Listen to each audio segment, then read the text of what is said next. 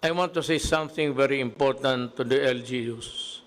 LGUs refers to the local government units. We are in a critical time. We have resorted to this extreme measure of enhanced quarantine or quarantine for the zone because the magnitude of the threat that we are facing calls for it. By its nature, it severely restricts the freedom of movement of our countrymen and thus deprives many people of their ability of earning a living for the coming weeks. Let me add my own words.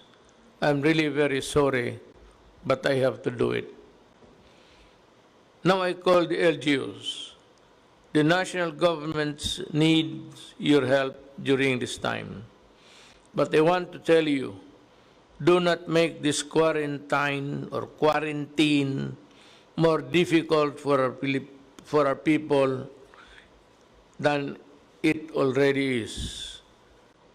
LGUs should take note of this.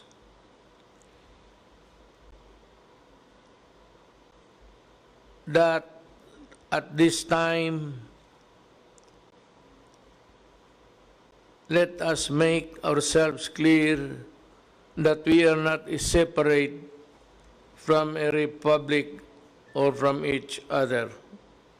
There is only one republic here, the Republic of the Philippines, and therefore you should abide by the directives of the national government when it sets abide by the directives of the whole for the good of the country and the protocols observed during the time of the lockdown.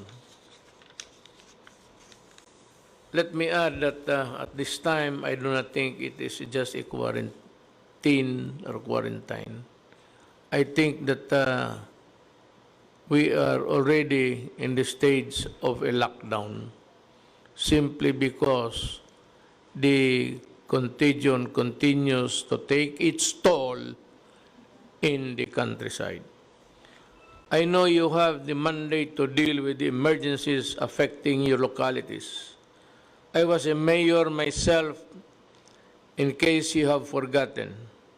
But this is an emergency of national proportions, and therefore it is the national government that should call the shots. The national government body in charge of laying down the standards for the quarantine is the IATF, or the Interagency Task Force for the Management of Emerging Infectious Diseases. Let me be clear to everyone. So, when the IAF says, do not restrict the flow of cargo of whatever type, then no LGUs should say that they only follow or allow food or essentials goods to come in. You are setting already your standards and making this quarantine more difficult for all. I am ordering all LGUs that are doing this to stand down and to abide by the directives of the IATF, the task force, not mine, but the task force, and those issued by the Office of the President, and to make sure that what the IATF say should be closed is closed, and those that should be open stay open.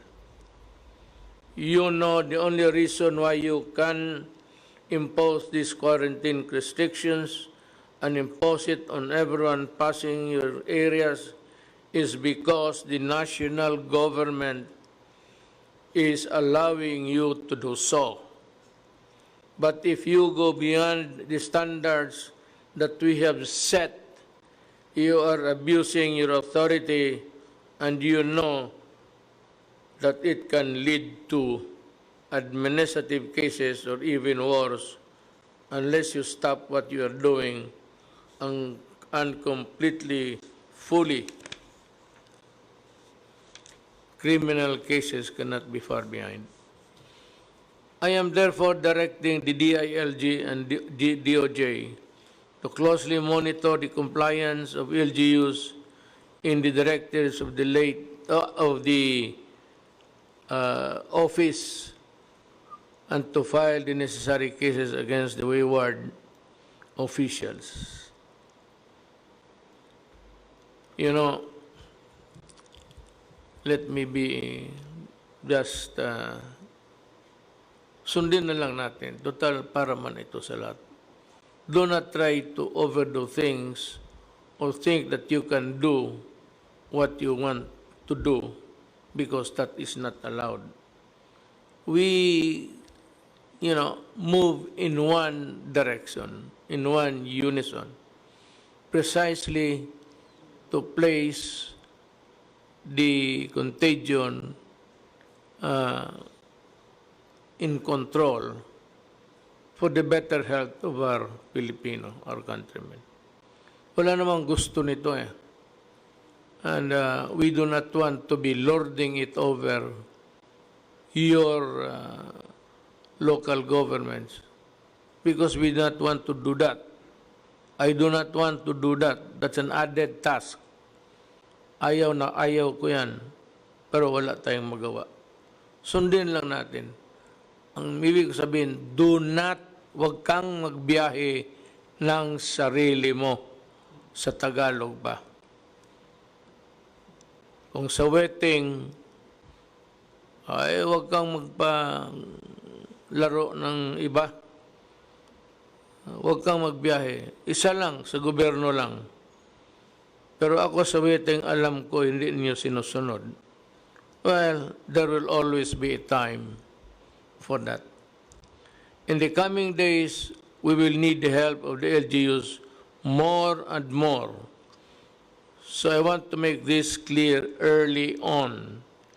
Let us work together to implement this quarantine, and it should all begin with the LGUs making sure that your actions are consistent with the national directive.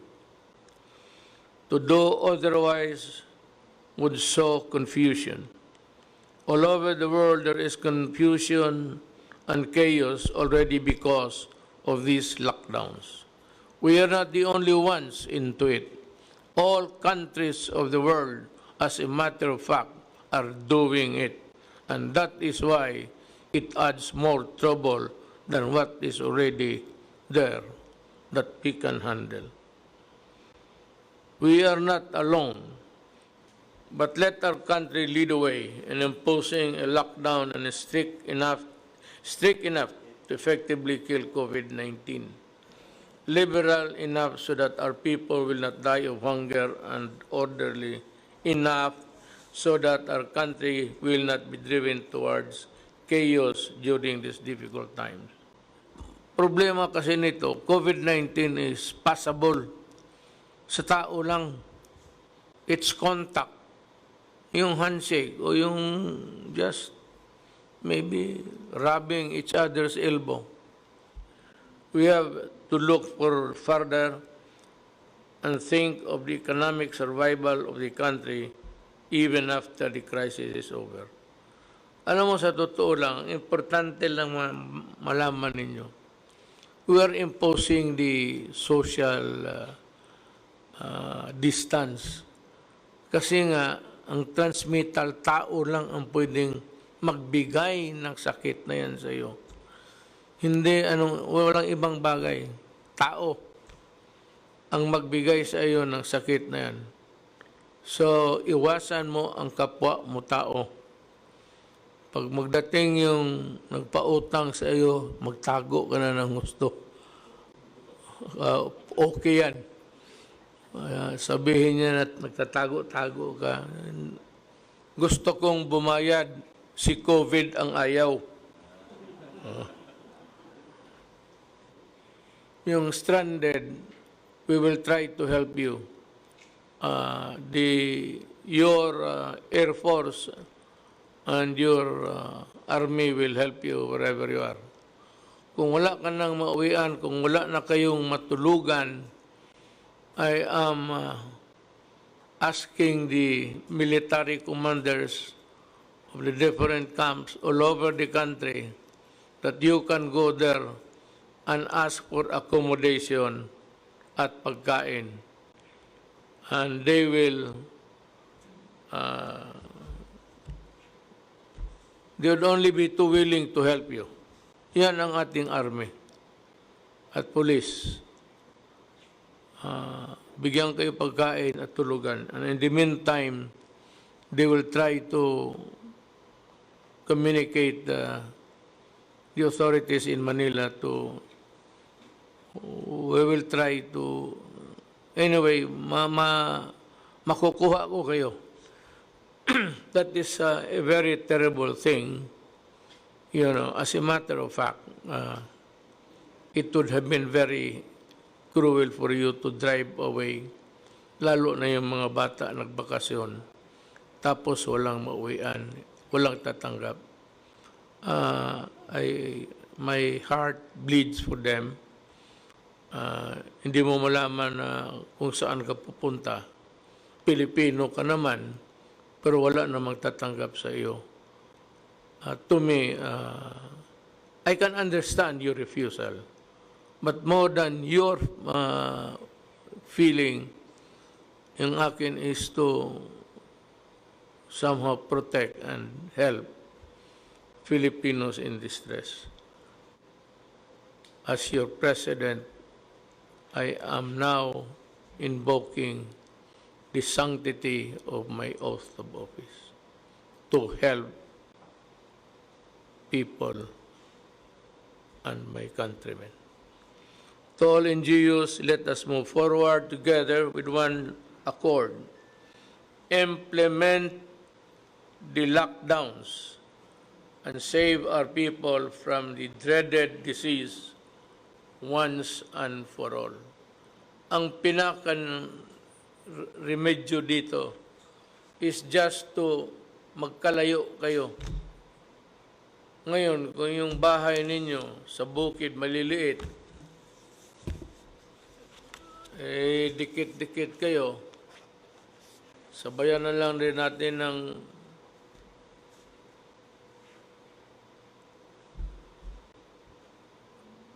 ano bang prayer, dasal. Sabayan na natin ng dasal na tutulungan yung mga tao, mga Pilipino na they are not in a position, wala sa kanilang kakayahan na magsunod ng mga social standing. Better still, just keep your distance from strangers or friends, just so na maputol